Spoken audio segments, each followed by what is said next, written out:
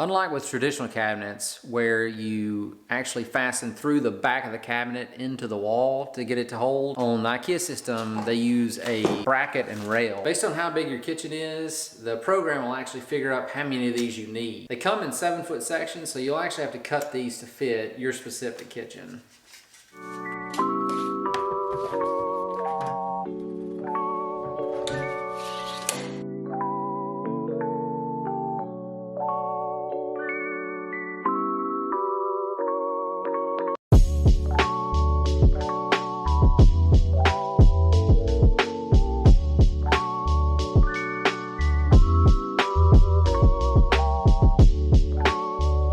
To determine how high we need to place our rail, you see they give you the different heights of the cabinets.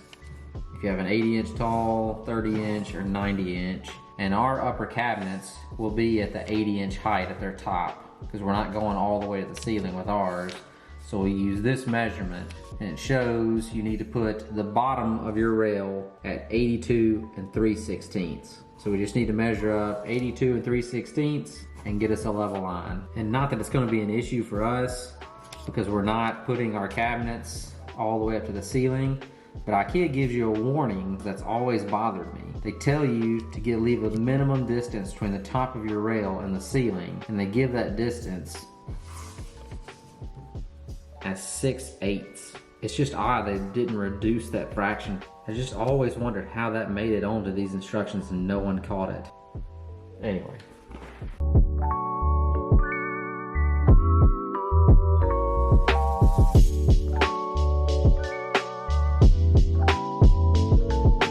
Wherever possible, I try to attach these to the wall into a stud, because you want to get as much strength out of this bracket as possible, because it's holding the weight of the cabinet up. Not just the cabinet, but everything that you put in the cabinet. So anytime out here at the end, if we don't have a good stud to attach it to, I'm gonna be using these toggle bolts, and each one of these is supposed to have a shear strength of 95 pounds.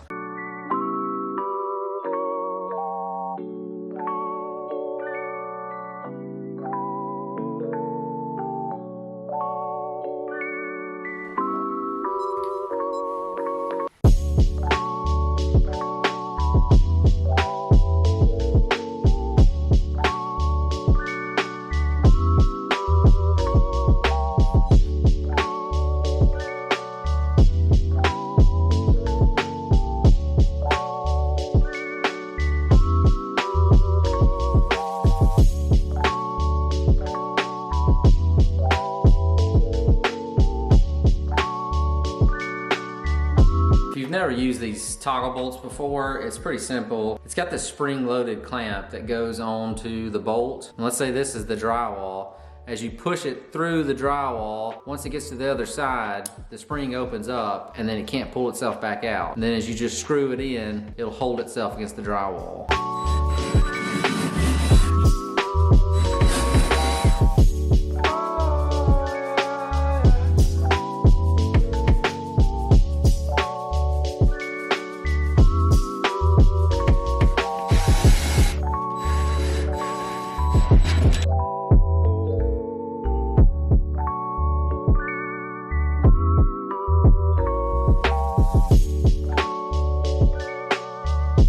To me, this is the hands down best part of IKEA cabinets over traditional cabinets. If you've ever hung traditional cabinets, you know what I'm talking about. It's cumbersome, it's hard to get them level. You have to have 2 people there usually. With these, once you get that rail level, just watch how easy this is.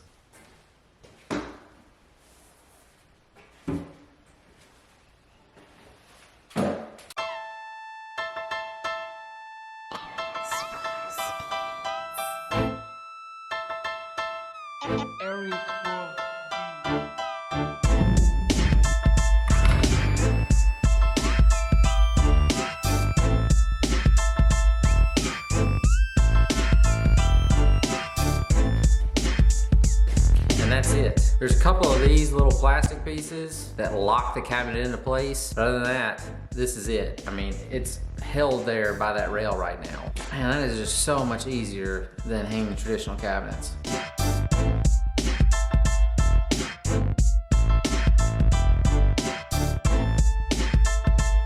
Now we just need to mark for a level line for the bottom rail, and you can see this one will be at 32 and 3/16 to the bottom of the rail.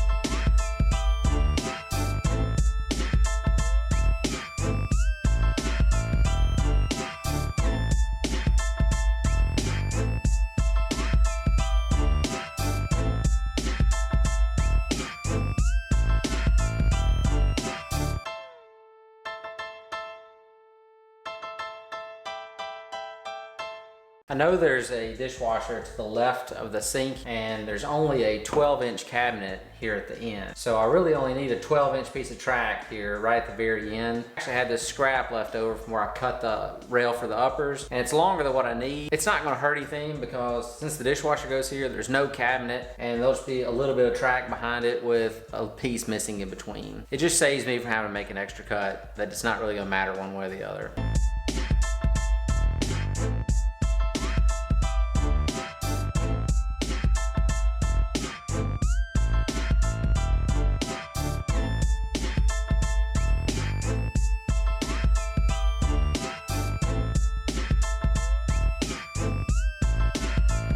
Okay, I apologize for how dark it is in here. It is a little cloudy outside, and this overhead light has completely quit working, which we're changing that out. I just haven't done it yet. So all I have is a work light in here reflecting off the walls, and it really works better for me because I have my laser level set up, and the darker your room, the better your line shows up. Anyway, this is all the rail I have to put up for this particular kitchen. This will hang all the cabinets that are going in here. Now that I've got the rail up, all I have to do is the same process I did on the upper cabinets and just hook it onto this rail. And this is a part, if you're following IKEA's directions, I differ a little bit from how they say to do it. But you can see in the directions, when you're about to hang the cabinet on the wall, this is where they mention attaching the adjustable legs to the front. In the picture below, they show two people lifting the cabinet in place so that you don't snap these legs off. Unfortunately, I'm this guy right here. I don't have anybody here to help me. So I don't attach the legs yet. And if you've got someone here to help you install your cabinets like they show in the instructions, and you feel more comfortable doing it the way they've shown, there's no problem doing it that way. Honestly, I'm kind of half joking about being here by myself.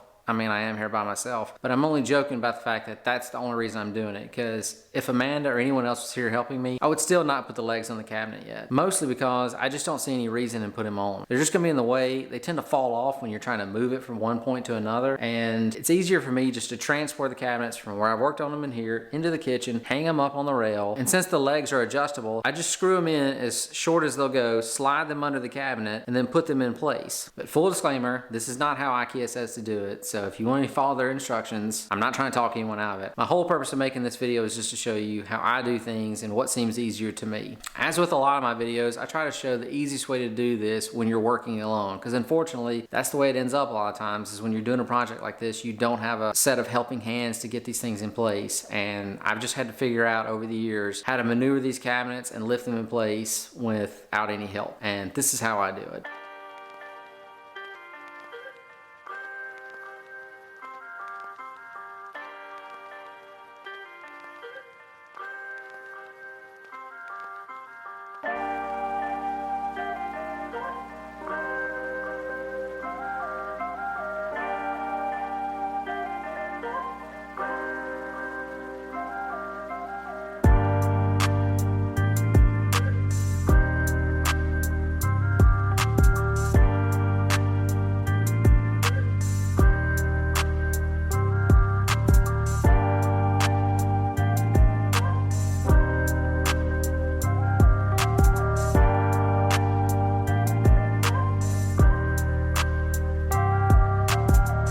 Okay, the problem I'm having here is I didn't allow myself any room for any error. When I measured this wall in my plan, it is the exact dimension that these cabinets are. And usually if you leave yourself just a little bit of wiggle room, you can fit in a filler piece where there's any gaps. There's no wiggle room on mine at all. This opening is 36 inches. but so is this cabinet. Unfortunately, this wall is a little out of plumb, so it's kicked out a little bit at the bottom, which kicks all these cabinets out a little bit at the bottom. So at the top, I'm getting 36 inches here, but at the bottom, it's like a 1/16 of an inch shy. So this last cabinet doesn't want to slide in just super easy. And there are several different ways you can use to get this one in place when they're tight like this. But the first thing I'm gonna try is just the easiest. I'm gonna try to get this just to go in by forcing it into place. Forcing it without damaging it.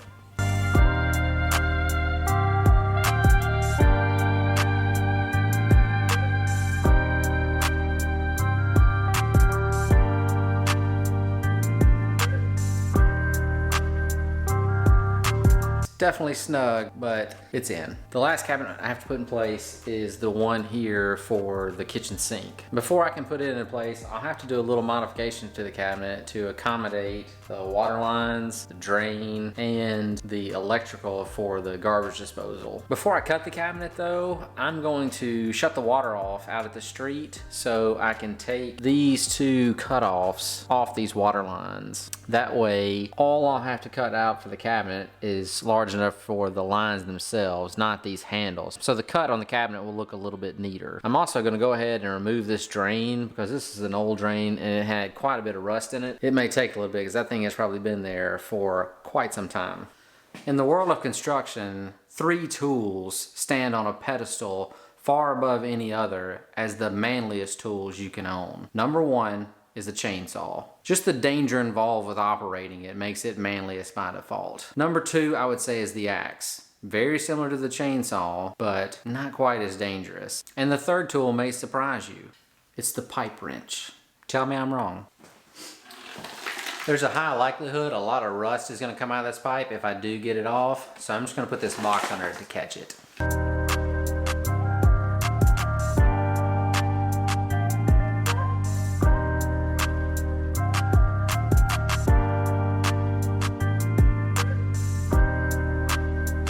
Part of it came off. I'm gonna try to get the last little bit out, but you can see that's the rust and debris that was in this pipe.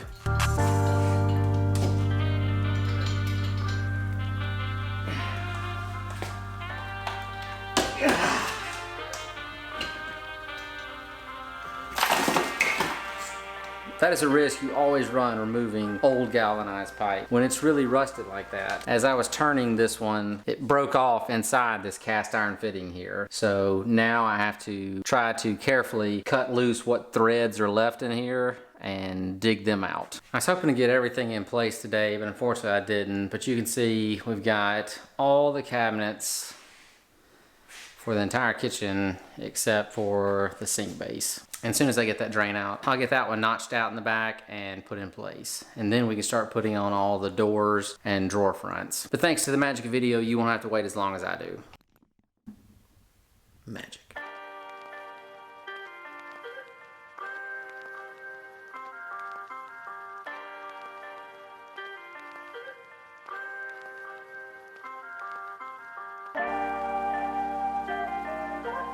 All right, now that I've got that out, I'm gonna go ahead and measure for all these openings in the back of the cabinet and drill out the cabinet and have it ready to go before I shut the water off and take these cutoffs off. And this is the thing I see people stress the most about when they're installing any sort of cabinetry. They worry about cutting or drilling their cabinets in the wrong spot and then it looking terrible when they're done. And my method may seem a little hard to wrap your brain around, but this is just how I've always done it. Anytime I'm gonna have to do multiple cuts on the back of something or multiple holes like this, I like to draw out the shape of what the holes are going into. I know that's pretty simple, but this is the back of the cabinet, not the front. So everything I draw on here is gonna be in reverse. So just looking at this, I'm picturing that this is the back side of the cabinet. So I'd actually be looking at it from this direction. If I was standing at this wall looking out, almost like I'm standing behind these openings. So when I get ready to draw these out in here, you're not gonna put the garbage disposal line on the right side like it is here. It's gonna be on the left because you're reversing everything because you're standing behind it. So I know the garbage disposal is about midway up on the side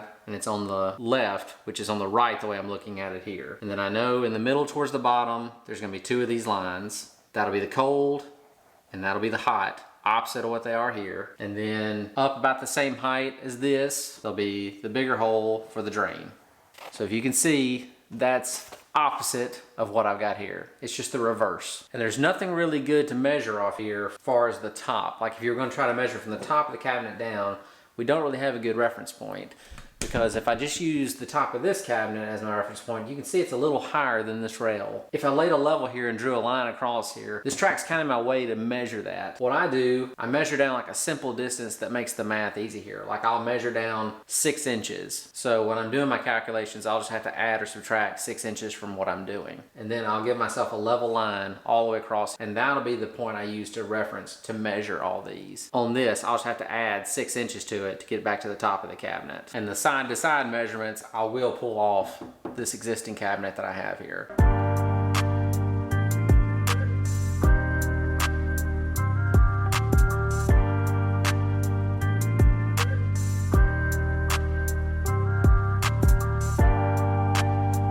Okay, these are all of my reference numbers for the back of this cabinet.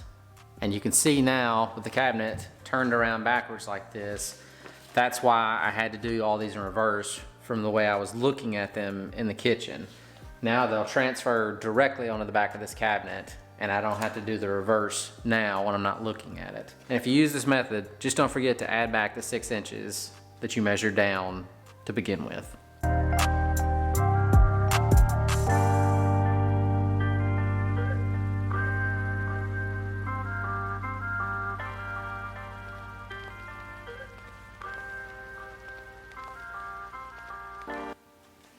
I just told you to do it, and I forgot to do it myself. On those second 2 holes, I forgot to measure down an extra 6 inches. So I have to correct that.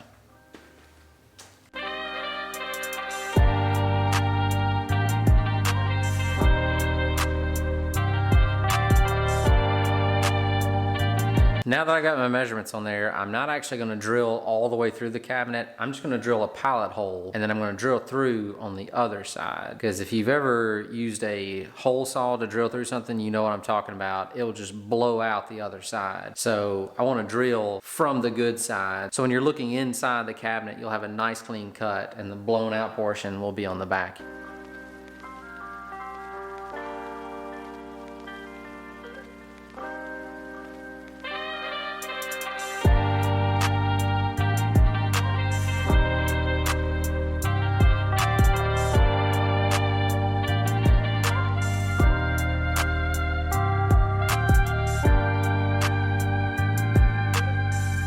Alright, I've got the water shut off, and I've drained all the water out of these lines after I removed the cutoffs. So now it's just a moment of truth to see if my measurements are right and this fits.